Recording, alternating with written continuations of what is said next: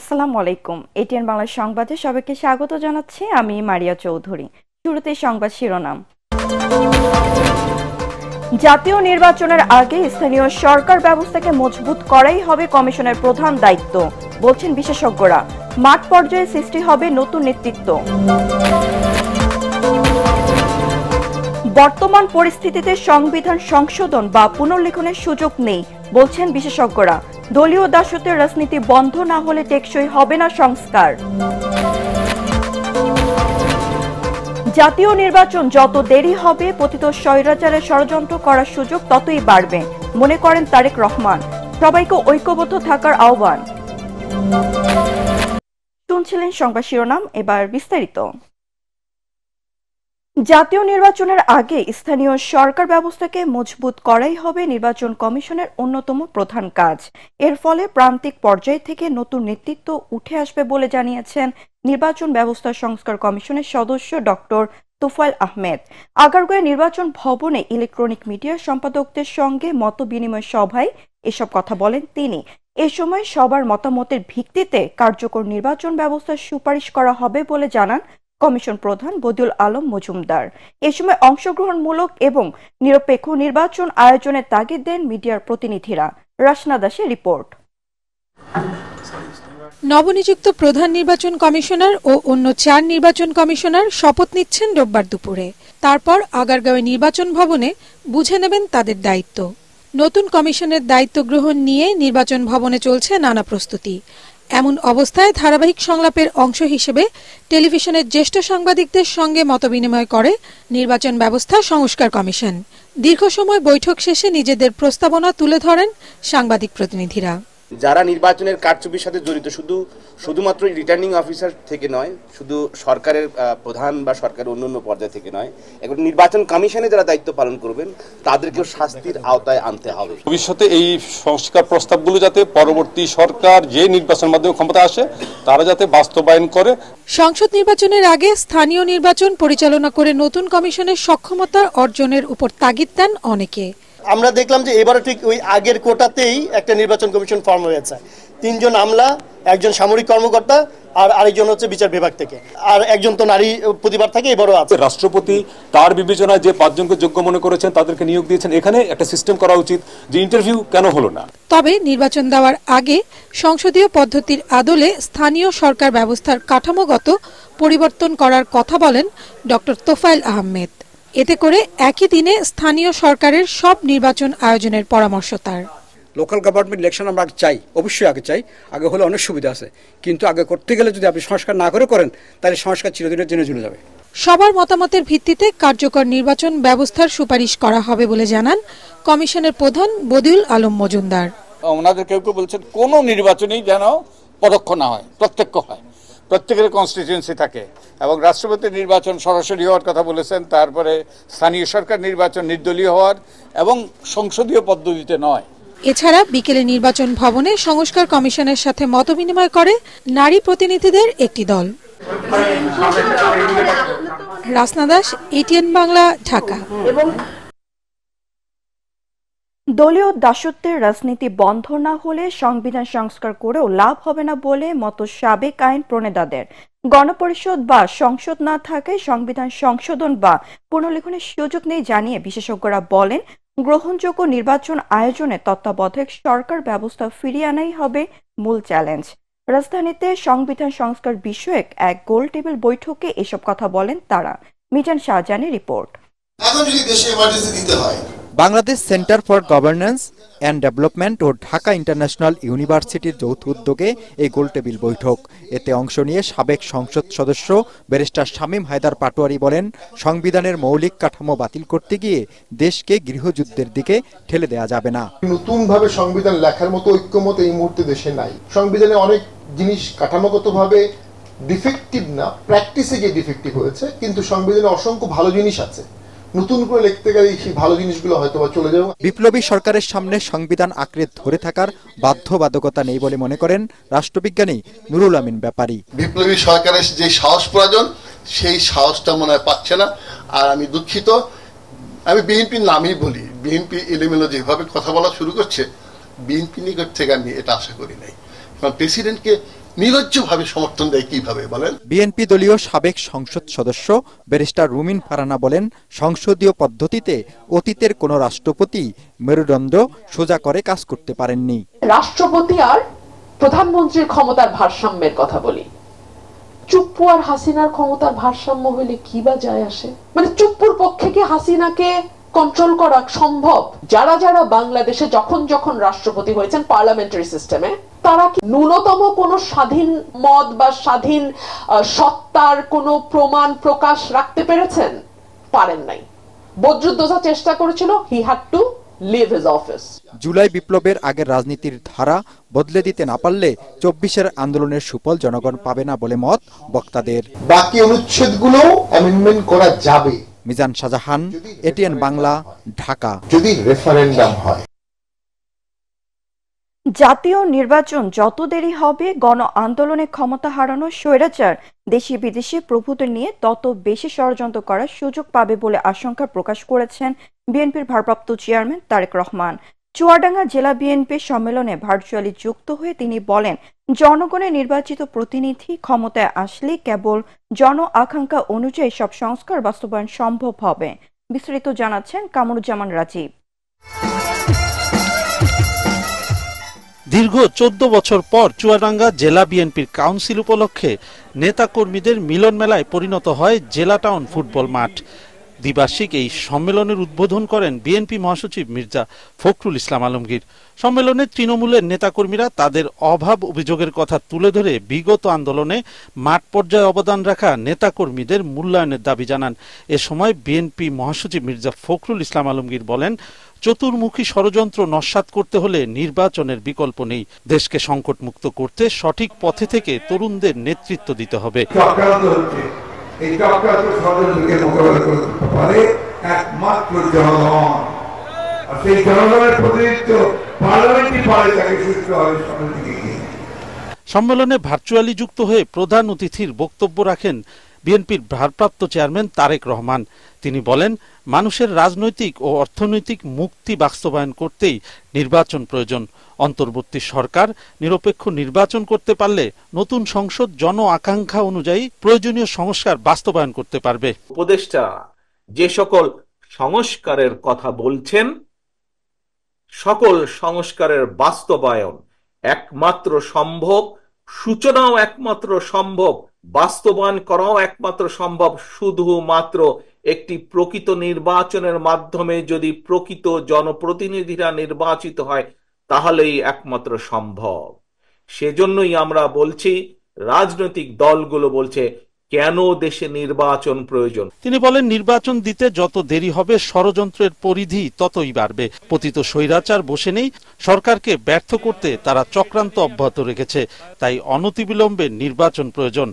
যতগুলো সমস্যা স্বৈরাচারের সময় শুরু হয়েছিল, স্বৈরাচার করে গিয়েছে, এই সমস্যার গিট্টু আরো বৃদ্ধি পাবে।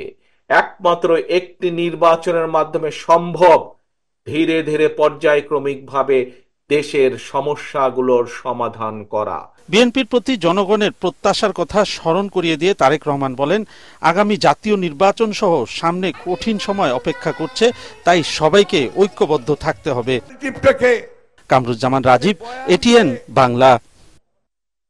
বাংলাদেশকে উজানের পানির ন্যায্য হিস্সা বুঝিয়ে দিতে ভারতের প্রতি আহ্বান জানিয়েছেন ধর্ম উপদেষ্টা ডক্টর সালেউদ্দিন আহমেদ। জাতীয় প্রেস ক্লাবে আন্তর্জাতিক ফারাক্কা কমিটি আয়োজিত উজানের যৌথ নদীর পানি প্রত্যাহার, বাংলাদেশের অর্থনৈতিক বিপর্যয় শীর্ষক সেমিনারে প্রধান অতিথির বক্তৃতায় তিনি এসব কথা বলেন। এই সময় ফারাক্কা বাঁধের মাধ্যমে ভারতের একতরফাভাবে পানি প্রত্যাহারের কারণেই বাংলাদেশে পরিবেশ বিপর্যয় হচ্ছে বলেও জানান তিনি।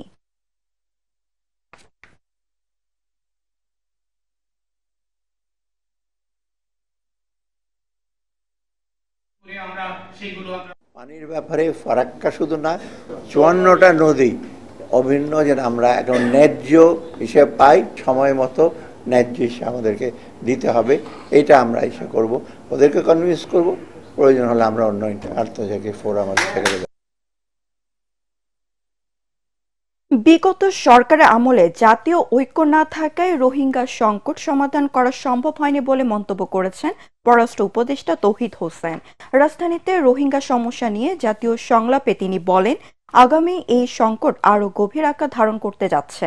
এজন্য দ্রুত আন্তর্জাতিক সম্প্রদায়ের সহায়তা নিয়ে রোহিঙ্গাদের নিরাপদ প্রত্যাবাসন নিশ্চিত করতে ক্ষমতায় যারাই আসুক তাদের কাজ করতে হবে বলে মন্তব্য করেন তিনি। পাশাপাশি যুদ্ধে না জড়ালেও সংকট মোকাবেলাও যুদ্ধাবস্থায় প্রস্তুতি রাখতে হবে বলে মনে করেন এই উপদেষ্টা। আমি যুদ্ধ করবো, কিন্তু কেউ যেন আমার উপর যুদ্ধ চাপাতে না পারে সেটার জন্য কিন্তু আমার শক্তি থাকা প্রয়োজন।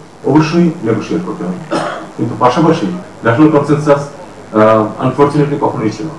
সমতাসীন দল যাই বলবে সেটা দেশের যতই পক্ষে হোক না কেন অপোজিশন সেটাকে অপোজ করবে। আমরা কোনো কিছু যখন এগোতে চাইতাম তখন দেখা যেত যে লেট স্লিপিং ডগস লাইন এই টার্ম ব্যবহার করা হয়েছে কখনো কখনো। অনেক বিষয় যেটাতে আমরা অনেক বেশি গেইন করতে পারতাম শুধু কনসেনসাস না থাকার কারণে অনেক কম অর্জন করে আমাদের সেগুলো নিতে হয়েছে। পেটে ক্ষুধা থাকলে সংস্কারের কথা কারো ভালো লাগে না বলে মন্তব্য করেছে নাগরিক উইকের সভাপতি মাহমুদুর রহমান মান্না। তাই সরকারের উচিত আগে ক্ষুধা নিরসনে কাজ করা। রাজধানীর ভাটারা নতুন বাজার এলাকায় নাগরিক উইকের ঢাকা মহানগর উত্তরের জনসভায় তিনি এসব কথা বলেন।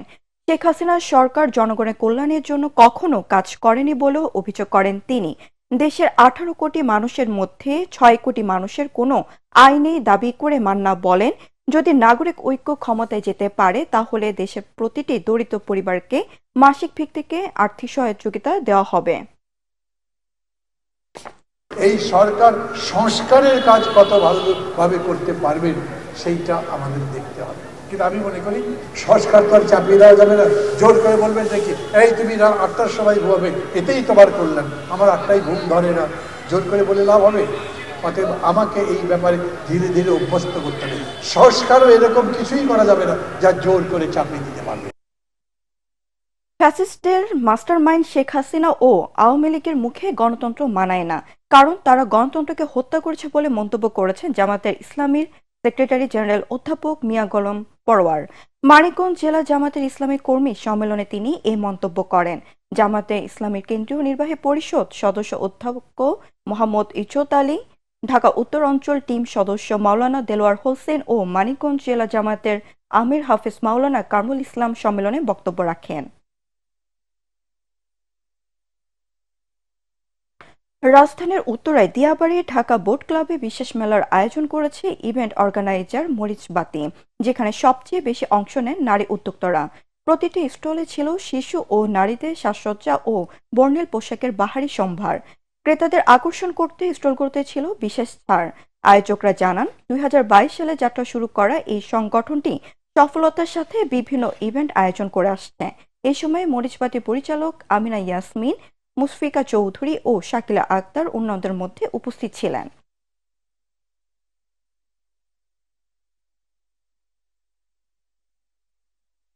এবার সন্ধানী লাইফ ইন্স্যুরেন্স আন্তর্জাতিক সংবাদ।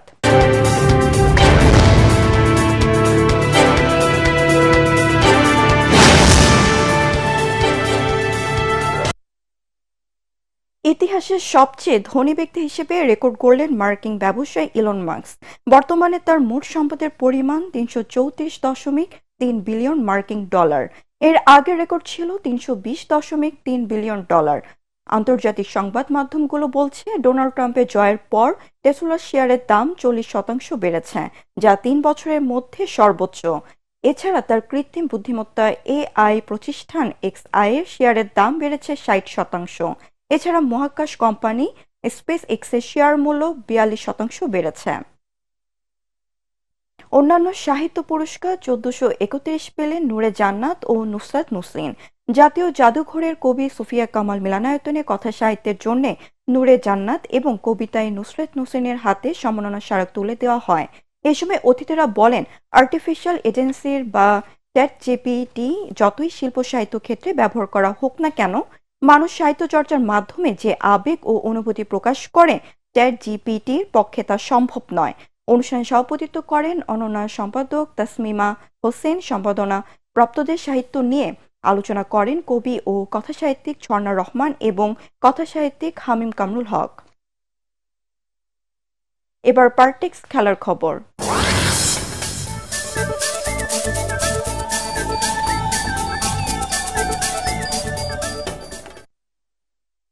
দেশের টি-20 ক্রিকেটের পাইপলাইন শক্ত করার জন্য 11 ডিসেম্বর থেকে প্রথমবারের মতো শুরু হচ্ছে এনসিএল টি-20 ক্রিকেট টুর্নামেন্ট। রাজধানীর এক হোটেলে 8 দলের এই টুর্নামেন্টের লোগো উন্মোচন করেন বাংলাদেশ ক্রিকেট বোর্ডের সভাপতি ফারুক আহমেদ। এই টুর্নামেন্টকে দেশীয় ক্রিকেটারদের প্রমাণের মঞ্চ হিসেবে ঘোষণা দেন বিসিবির সভাপতি। আরও জানাচ্ছেন পরাগ আরমান। এতদিন দেশের ক্রিকেটের একমাত্র টি-20 টুর্নামেন্ট হিসেবে পরিচিত ছিল বাংলাদেশ প্রিমিয়ার লিগ বিপিএল। এবার টি-20 ক্রিকেটারদের পাইপলাইন শক্ত করার জন্য আরও একটি টুর্নামেন্ট চালু করল বিসিবি।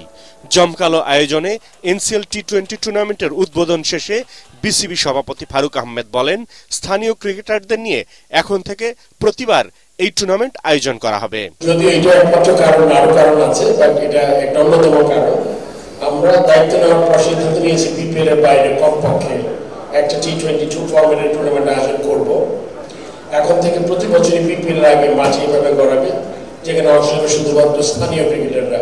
টাইটেল স্পন্সর আল আরাফা ইসলামী ব্যাংকের ব্যবস্থাপনা পরিচালক জানান, দেশের ক্রিকেটের উন্নতির জন্য ভবিষ্যতেও তারা এই টুর্নামেন্টের সঙ্গে থাকতে চান। টুর্নামেন্টের মাধ্যমে আমাদের দেশের ক্রিকেটাররা তাদের নিজেদের প্রতিভা বিকাশের পাশাপাশি নিজেদের প্রমাণের সুযোগ পাবে। আবার আমরা অনেক অনেক নতুন খেলোয়াড় এই টুর্নামেন্টের মাধ্যমে পাবো। আমি আশা করি ক্রিকেটাররা এই টুর্নামেন্টের ধারাবাহিকতা বিপিএল রক্ষা করবে। এনসিএল এর উদ্বোধনী অনুষ্ঠানে উপস্থিত ছিলেন বিসিবি পরিচালক ফাহিম সিনহা, সাবেক অধিনায়ক হাবিবুল বাশার সুমন এবং জনপ্রিয় দুই চিত্রনায়ক সিয়াম ও আমিন খান। আগামী 11 ডিসেম্বর মাঠে গড়াবে এনসিএল টি-20, ফাইনাল ম্যাচ অনুষ্ঠিত হবে 23 ডিসেম্বর। পরাগ আরমান, এটিএন বাংলা, ঢাকা। অনুষ্ঠিত হলো লাভেরো cup armed forces day golf টুর্নামেন্টের পুরস্কার বিতরণ, সাংস্কৃতিক ও নৈশভোজ অনুষ্ঠান। এতে প্রধান অতিথি ছিলেন ন্যাশনাল ডিফেন্স কলেজের commandant lieutenant general Mohammad Shahinul Haque. টুর্নামেন্টে ওভারঅল চ্যাম্পিয়ন হন মেজর নাজমুল হক মাদল। এছাড়াও ভেটারান উইনার হন অবসরপ্রাপ্ত brigadier general AKM Masud. Senior winner হন অবসরপ্রাপ্ত lieutenant general Shafiqur Rahman. Lady winner Laila Hasan এবং জুনিয়র উইনারের পুরস্কার লাভ করেন মাস্টার মেহনান তাসিন রহমান। অ্যামেচার গলফারদের নিয়ে আয়োজিত এই টুর্নামেন্টের 5 ক্যাটাগরিতে অংশ নেন 784 জন গলফার।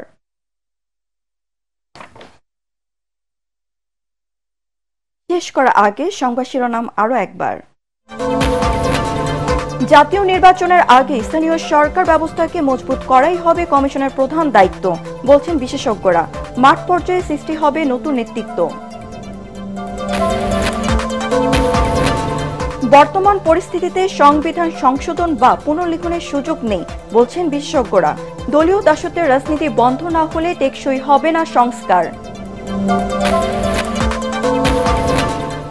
জাতীয় নির্বাচন যত দেরি হবে পতিত স্বৈরাচারের ষড়যন্ত্র করার সুযোগ ততই বাড়বে, মনে করেন তারেক রহমান। সবাইকে ঐক্যবদ্ধ থাকার আহ্বান। পরবর্তী সংবাদ দেখার আমন্ত্রণ জানিয়ে এখনকার মতো শেষ করছি এটিএন বাংলার সংবাদ। ইউটিউবে দেখতে ব্রাউজ করুন youtube/ATN Bangla News। ধন্যবাদ।